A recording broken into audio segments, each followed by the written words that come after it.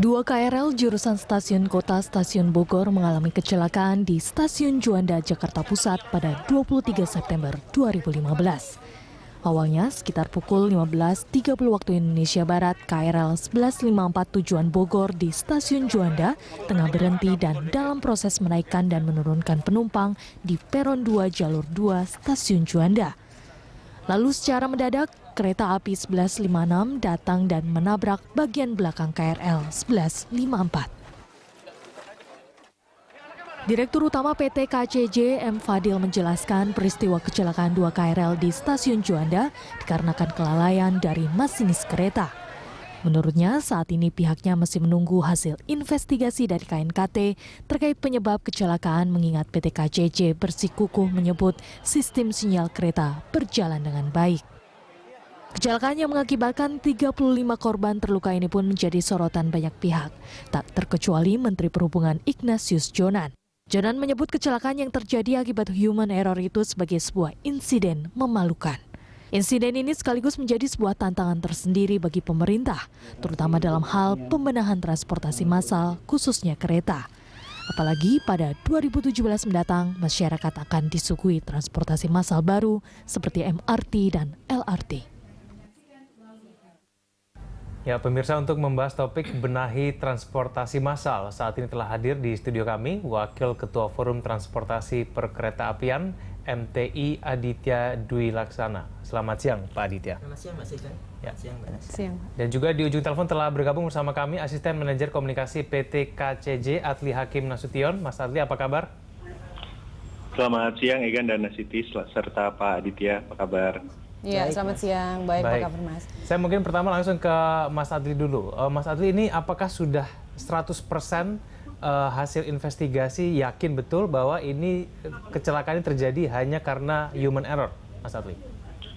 Baik, Egan. Jadi kalau dari hasil investigasi internal dari PT KAI dan PT KCJ ya, yang sudah diumumkan langsung oleh Bapak Direktur Utama PT KAI dan juga Direktur Keselamatan tadi malam, kami sudah sampaikan kepada publik bahwa hasilnya adalah yang dapat kami ketahui dari beberapa pemeriksaan dan juga menanyakan langsung ke para petugas yang ada saat itu.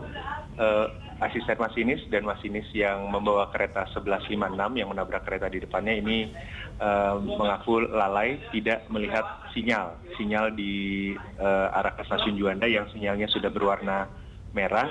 Mereka mengaku tidak melihat sehingga masih tetap mempertahankan laju kereta sampai kemudian sudah terlalu terlambat untuk mengerem karena di depannya masih ada kereta yang berhenti tadi.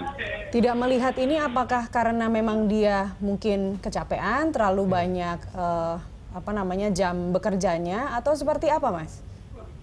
Kalau untuk fisik kami bisa pastikan baik masinis maupun asisten masinis yang berdinas tidak hanya di kereta tersebut ya, tapi seluruhnya setiap masinis dan asisten masinis yang mengemudikan KRL Jabodetabek ini sudah secara fisik sangat layak.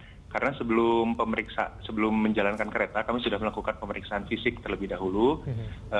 Di masing-masing kantor kru kereta api ini ada petugas yang wajib memeriksa fisik tiap masinis dan asisten masinis yang akan berdinas.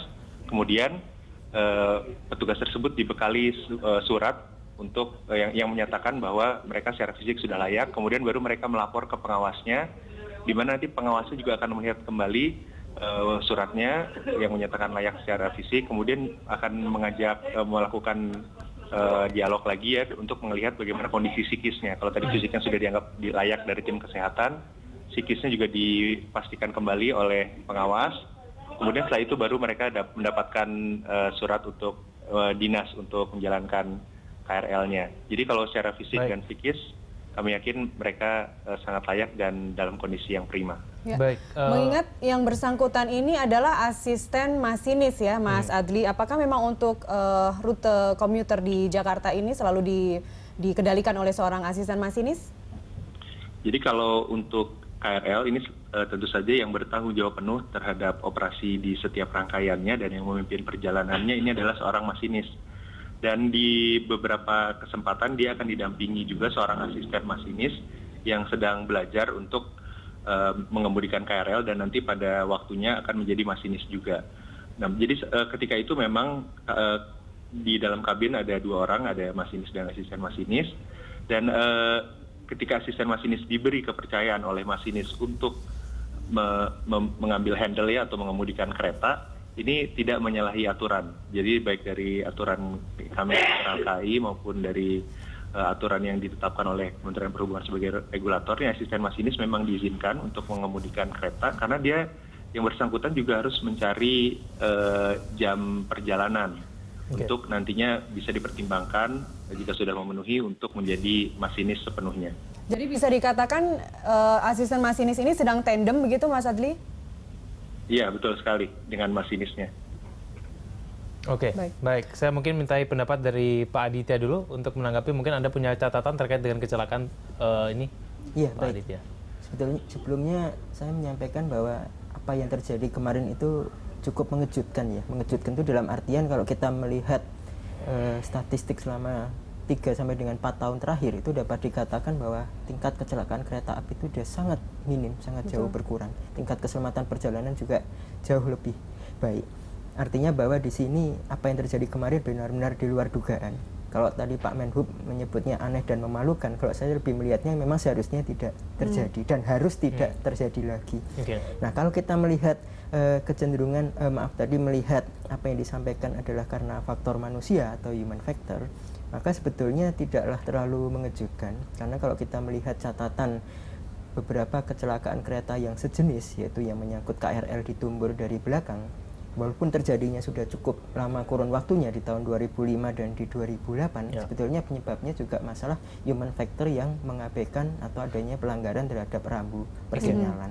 Selama ini sinyalnya selalu diketahui baik-baik saja begitu ya? Artinya begini, kalau kita bicara masalah persinyalan, tidak bisa dipungkiri bahwa persinyalan sering KRL mengalami keterlambatan atau mengalami penundaan perjalanan karena masalah persinyalan. Tapi ini pun juga dalam rangka keselamatan. Artinya pada waktu terjadi gangguan persinyalan maka perjalanan harus ditunda, dihentikan, persinyalan mungkin dialihkan ke sistem yang manual, tidak lagi sistem elektrik yang kadang misalnya sedang error. Itu juga ke arah untuk menjamin keselamatan sebetulnya. Tapi memang itu menjadi gangguan untuk masyarakat pengguna. Artinya bahwa sistem elektrik persinyalan bila mana sedang beroperasi, memang itu bisa dijamin memang merupakan suatu sistem yang memang otomatis begitu KRL di depannya lewat, akan otomatis merah sebetulnya. Pak Aditya, pencermatan Anda bagaimana mengenai masinis dengan asisten masinis ini perannya masing-masing seperti apa, dan kemudian kan ada pertukaran posisi nih katanya tadi, dan kemudian ini kan diberikan kesempatan asisten tapi kemudian melewatkan sinyal tersebut. Menurut Saya Anda rasa memang itu juga normal ya? Membedakan begini ya, kalau di pesawat itu ada pesawat latih ya. Kalau misalnya ada sekolah pilot itu juga menggunakan pesawat latih. Sementara asisten masinis memang tidak memiliki suatu media untuk berlatih dengan selain simulator, maka medianya adalah berlatih dengan mempergunakan KRL, mengemudikan KRL yang sesungguhnya di jalur yang memang mengoperasikan penumpang. Nah, di satu sisi sebetulnya asisten masinis memang harus diberikan kesempatan untuk mengenal jalan dan mengemudikan kereta karena supaya dia bisa mendapatkan persyaratan katakanlah 4.000 jam perjalanan untuk menjadi seorang masinis muda. Jadi asisten masinis atau masinis langsir itu sebutannya katakanlah masinis pratama. Dia harus 4.000 jam terbang. Dia harus diberikan kesempatan untuk mengemudikan KRL dengan catatan tetap didampingi oleh seorang masinis. Nah, artinya bahwa asisten masinis memang diperkenankan memang harus juga mengemudikan KRL. Nah, sekarang yang menjadi pertanyaan adalah pada saat terjadinya kejadian